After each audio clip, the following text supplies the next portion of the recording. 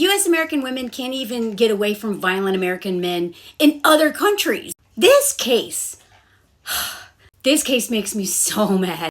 So for those of you who aren't aware, it was, originally in the New York Times. Not much has been said since because we were too busy talking about billionaires that no one cares about who literally are awful people. This story should be getting more attention. So I found this update in the Associated Press. I don't know why the other outlets are not updating this story because it is horrifying. And so it just describes so perfectly how terrifying the United States is. So before I go into the details, the authorities in Germany have not released the names, but the parents of the victims have.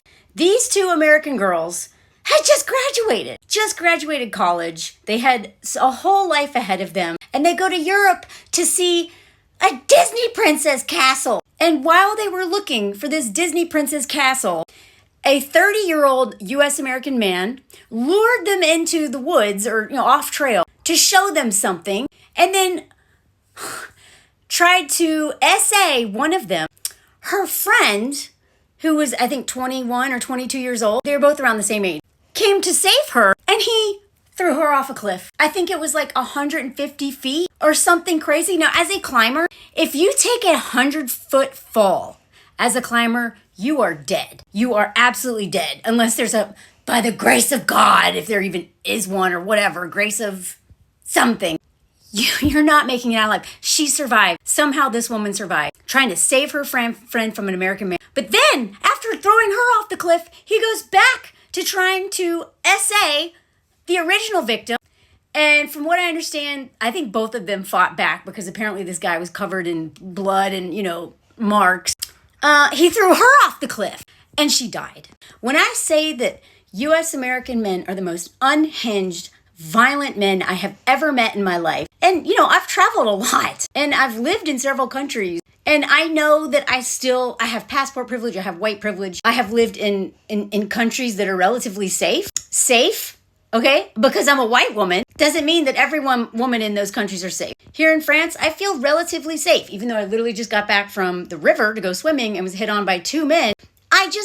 Even though I felt unsafe, I didn't feel nearly as unsafe as I would have if those were American men. And I don't know how to explain it. But just being on the dating app, the way that U.S. American men talked to me was terrifying compared to the way men from literally any other, and I've hooked up with many men from all over, not just like Western men. I've hooked up with a lot of men and never had men talk to me the way U.S. American men do.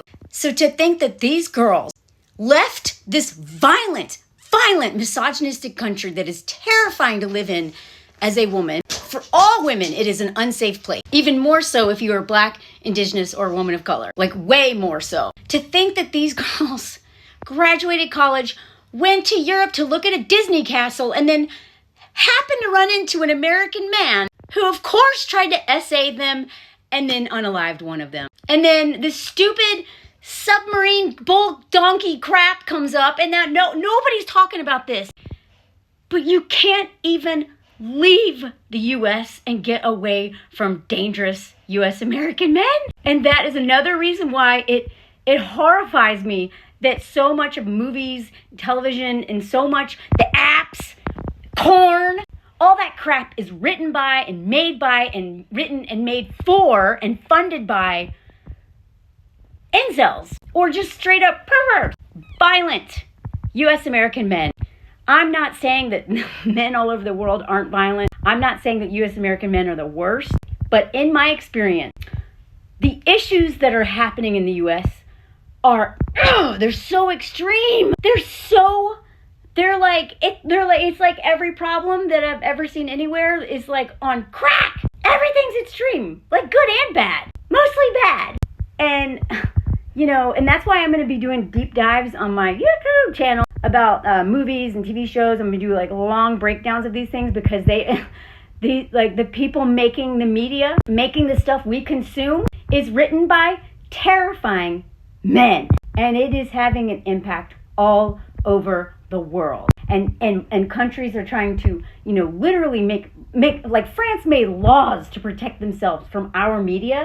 Like I think Canada made some, India made some, several countries have made laws to protect themselves from being completely overwhelmed with the culture that we export. Who's making this stuff though? Even the most well-written shows, who's writing those shows?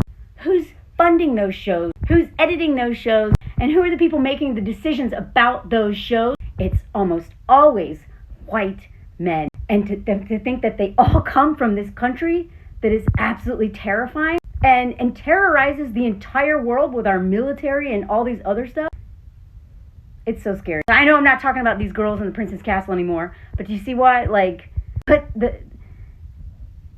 It horrifies me that they aren't even safe from U.S. American men outside of the United States.